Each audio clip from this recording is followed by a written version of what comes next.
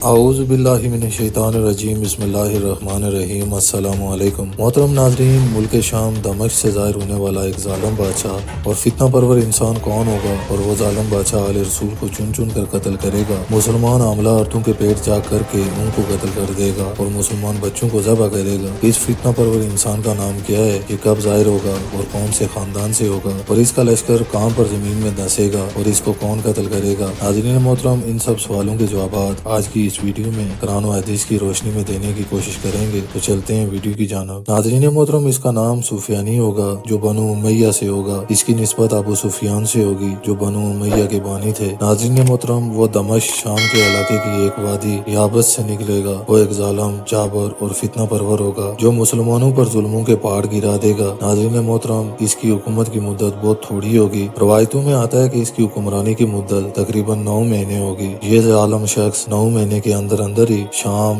عراق اور مکہ اور مدینہ پر حملہ کر دے گا۔ ناظرین محترم، یہ بہت سے مسلمانوں کا قتل عام کرے گا اور خاص کر اہل بیت کو چن چن کر قتل کرے گا اور بیت المقدس پر قبضہ کرنے کی کوشش کرے گا۔ ناظرین محترم، اب چلتے ہیں اس سوال کی جانب کہ وہ کب ظاہر ہوگا اور کن حالات میں ظاہر ہوگا۔ سامعین محترم، اگر احادیث کا مطالعہ کریں تو پتہ چلتا ہے کہ اس کا ظہور قیامت کی بڑی علامتوں میں سے ہے، اور بعض روایات میں کہا گیا ہے کہ سفیانی شام اور دمشق یا اس کے آس پاس کے علاقے سے نکلے گا اور بڑی تباہی مچائے گا۔ وہ ابتدا میں اپنی حکومت کو مضبوط کرے گا اور مسلمانوں پر ظلم کرے گا۔ ابو داؤد اور ابن ماجہ۔ ایک روایت میں ذکر ہے کہ اس کی فوجیں مہدی علیہ السلام کے خلاف جنگ کریں گی، لیکن آخر میں فتح مہدی علیہ السلام کی ہوگی۔ صحیح بخاری اور صحیح مسلم میں ذکر ہے کہ ایک فوج زمین میں دھنس جائے گی، لیکن اس میں سفیانی کا ذکر موجود نہیں۔ ناظرین محترم، اب چلتے ہیں قرآن کی جانب کہ قرآن پاک میں سفیانی کا ذکر ہے یا نہیں۔ تو ناظرین محترم، قرآن پاک میں براہ راست سفیانی کا ذکر نہیں ملتا، لیکن بعض مفسرین نے مہدی علیہ السلام کے دور کے فتنوں سے متعلق قرآنی آیات کو سفیانی سے جوڑا ہے، جیسے سورہ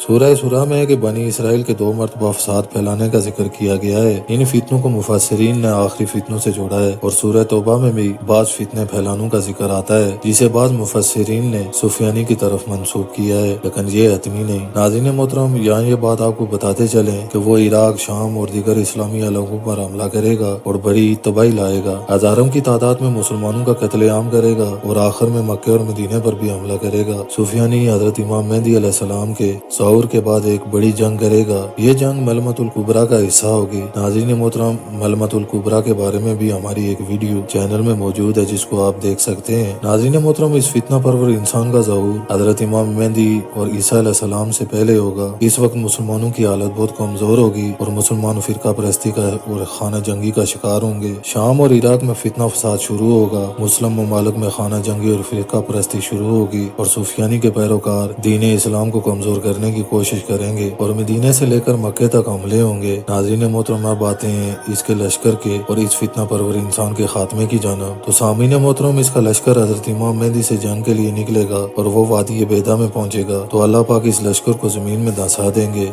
اور چند لوگ ہی بچیں گے جو ان دھسنے والوں کی خبر دیں گے۔ ناظرین محترم، یہاں آپ کو یہ بھی بتاتے چلیں کہ وادی بیدا سے زمین کا دھسنا قیامت کی بڑی نشانیوں میں سے ایک نشانی ہوگی۔ ناظرین محترم، یہ فتنہ پرور انسان حضرت عیسیٰ علیہ السلام اور امام مہدی کے ہاتھوں جہنم واصل ہوگا۔ ناظرین محترم، سفیانی کا واقعہ ہمیں یہ سبق دیتا ہے کہ آخری دور میں ایمان کی حفاظت کرنا بہت مشکل ہوگا، اس لیے فتنوں سے بچنے کے لیے دین حق پر مضبوطی سے عمل کرنا ضروری ہے۔ امید ہے کہ اس ویڈیو میں آپ کو سفیانی کے بارے میں سارے سوالوں کے جوابات مل گئے ہوں گے۔ ویڈیو پسند آنے کی صورت میں اپنی رائے کا اظہار لازمی کریں۔ ملتے ہیں کسی نئی ویڈیو میں، تب تک کے لیے السلام علیکم ورحمۃ اللہ وبرکاتہ۔